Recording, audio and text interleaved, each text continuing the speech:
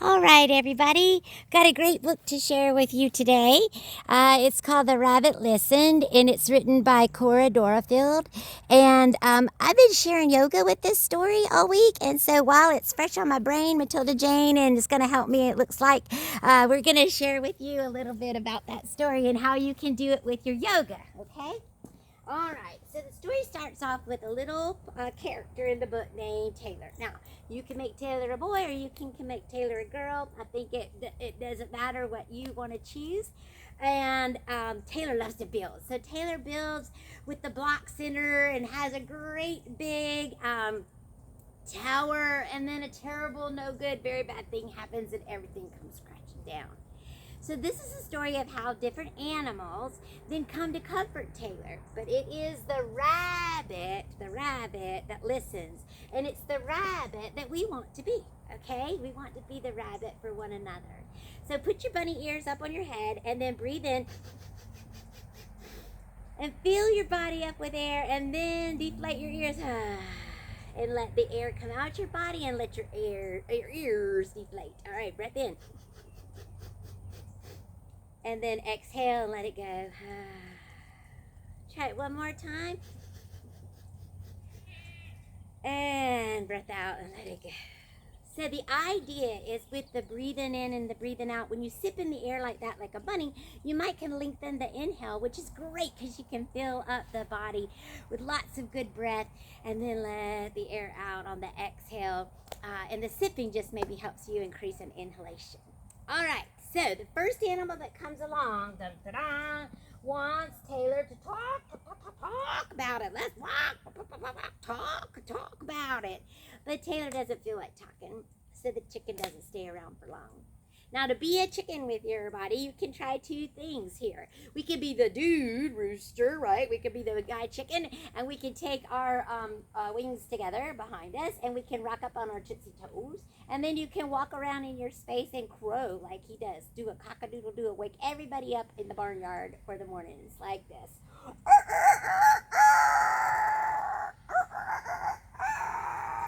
So you walk around on those tootsies, and then you can work your chicken wines. All right. Now, if you want to be the lady chicken, then you can come down to a yogi squat. So you're going to take your heels together, all right? Your knees are out. You can keep the feet flat, or you can come up on them like you were with the rooster. You can take your palms together, thumbs to the heart, or you can take your thumbs under the armpits and you can squat, and you can work your chicken here. As you keep the body nice and tall, right? Keep a long, tall back here with good posture as you work your chicken. All right, the next animal that comes in is a bear. Let's just get mad about it. All right, and the bear wants Taylor to be upset, but Taylor doesn't feel like getting angry, and so the bear leaves, which is a good thing because that bear was kind of a scary bear, wasn't he? Don't be eating the rabbit ears. All right, so we're going to work our tree pose to get away from that mean old bear. Oh, she might be helping me more than we needed. What do you think? All right, tree pose is going to be one foot grows roots into the ground as the other foot puts the heel on top of the balancing leg, or maybe out to the side, or maybe it comes up the leg. You can work it wherever you would like, and you can find the place that'll work for today. So that might not be the place that'll work tomorrow or the day or yesterday. It's all good. Balance is very relative depending on how much you drink or how much like water you drank, how hydrated the body is, or how much rest you had last night. All right, so thumbs together maybe here at the heart, or maybe option to grow the branches high. Work the tree pose to increase your focus and concentration skills. And every time you wobble, squeeze your tummy. Keep breathing and take the corners of your mouth up to your ears because you're having fun. All right, legs that are up come down, arms that are high come low, and you shake out the standing leg, and then let's work the other side. All right, so you grow roots into the ground with this leg. Again, just because you did something on one side one way doesn't mean it has to completely match up. So find where you'd like to work this tree. And then find you something not moving. We call that your focal point or your yogi drishti. And then option to grow branches high, maybe.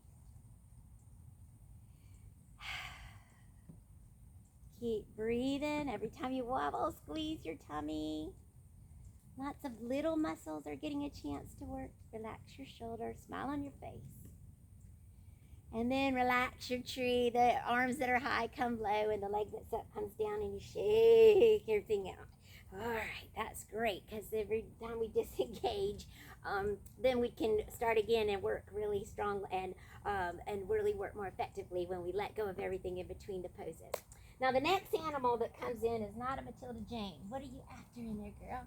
All right, we got an elephant, and the elephant wants to remember. All right, and the elephant thinks if they just remember exactly how the tower looked, they can build it again. But Taylor doesn't feel like remembering. So the elephant leaves. All right, so to be an elephant today, it's actually going to be an upper arm stretch. So let me get my ear back in here. And we're going to take one hand to the forehead as we reach the other arm through, like a needle through, a thread through a needle, the eye of the needle, and then pull the upper arm towards the body as you work this stretch and you swing your elephant trunk from side to side. Breathe as you move and stretch. And then the hand that is the trunk becomes the hand on the head, and the hand that was on the head becomes the trunk. So you thread it through, pulling that upper arm towards the body, and then swing your elephant trunk on this side. All right, what do you think could be next? Well, next we have an animal that is called a marsupial, and it is an animal that has a pocket. All right, it is a kangaroo, right? We don't have any native here in our area of the world. The possum is the only marsupial, the North American opossum, that has a pouch. And the pouch is designed so when the mama has her baby, then the baby crawls into the pouch, and then the pouch is where the baby grows.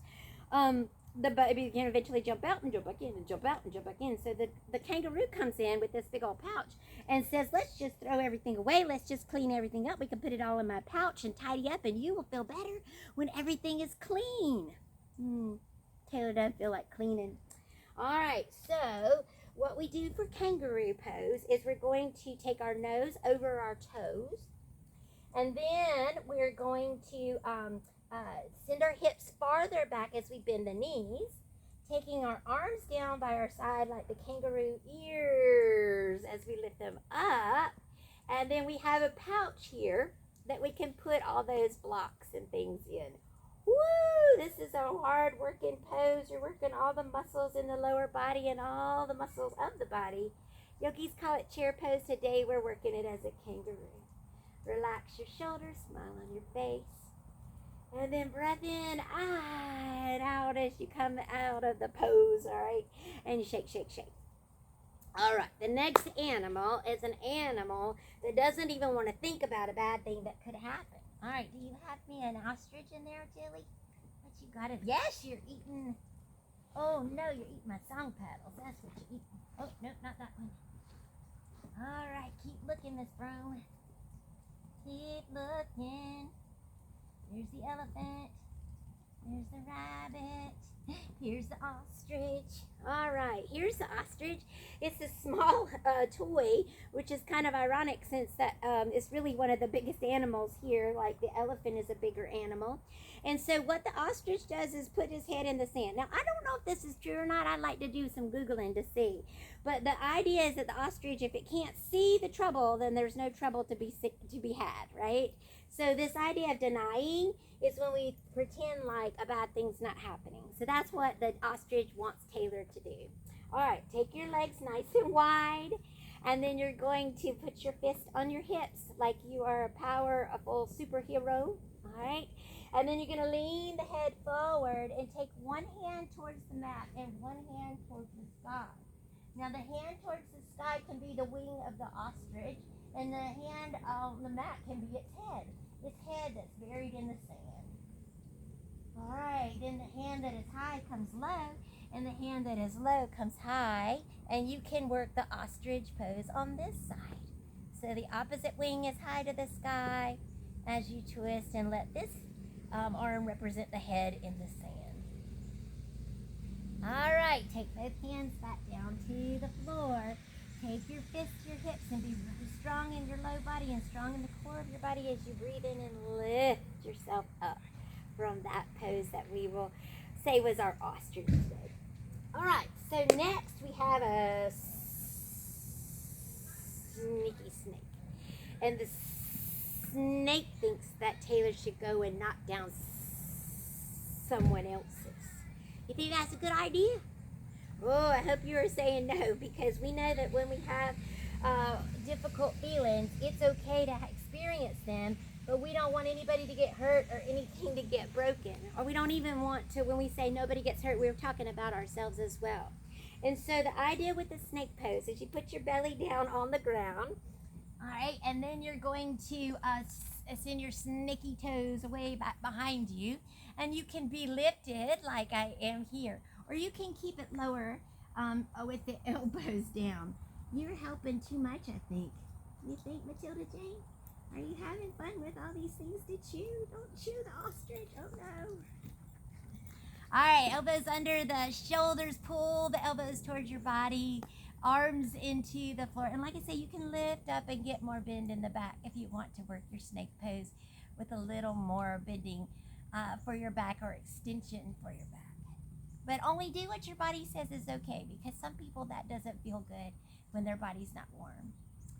All right, then the very last animal today is that wild dog. You might remember them from the Lion King. It might be this wild dog here that's eating all of Miss Broom's toys. What are you doing, man? All right, so the dog pose today is going to be one where you're going to take the table to toes to the mat and hips to the sky. And you can take the tail of the dog and lift it up high and do your wild dog by reaching over and working an extension or a back bend. Woo-hoo-hoo! Yeah, the hyena just wants to laugh about it. But Taylor doesn't feel like laughing about it. Work the wild dog pose on the other side by lifting the tail of the dog high and then rotating over and stretching your body. Nice big extension. So again, listen to your body. If it's not up for that today, then you can just work the down dog that you know and love, and then you can actually just meet in child's pose, right? Ah, that's such a good stretch for the low back and quieting pose for the whole body. All right, so it is the rabbit, right? It is the rabbit that we said we wanted to remember to be for others, and it's the rabbit that enters the story next. And the rabbit is going to listen to the little, our character Taylor, and the rabbit is not going to force Taylor to talk about it or to laugh about it or to pretend it doesn't happen or get angry about it. The rabbit is just going to listen. And the rabbit just gets closer and closer and eventually snuggles up with Taylor. And Taylor looks down at the rabbit and asks the rabbit, please don't leave. The rabbit is nice and warm next to Taylor, like Tilly can be when she's not all into a chewing puppy phase, right? And the rabbit just listens. And eventually Taylor does get in a talkative mode. He wants to talk about it. And the rabbit listens. And Taylor does eventually get very angry, like the bear, and gets in a mean feeling mode where, like, maybe just going down and knocking and tearing up somebody else's something might feel good. But of course the rabbit just listens, and Taylor realizes that's not a great choice. The rabbit listens as Taylor laughs about it, tries to throw things away and clean up, tries to pretend that nothing bad happened. And then the rabbit is there when Taylor remembers and tries to think about building a new tower and a new adventure. All right, being the rabbit for others makes us smile. All right, being the rabbit for others makes other people a whole space for people to work through a problem in their own time. We can't help others by forcing them to work through the feelings that they experience any faster than they can do it. So what we need to do is give them a good space and a safe space to work through feelings in a healthy way. All right, and being there and being available and being that healing presence, that's what we can do. okay? All right. So I think it's time to go walk Matilda Jane so she won't be chewing everything. What do you think? All right, you be the rabbit. I will check back in with you another time. Thanks, guys. Appreciate you listening.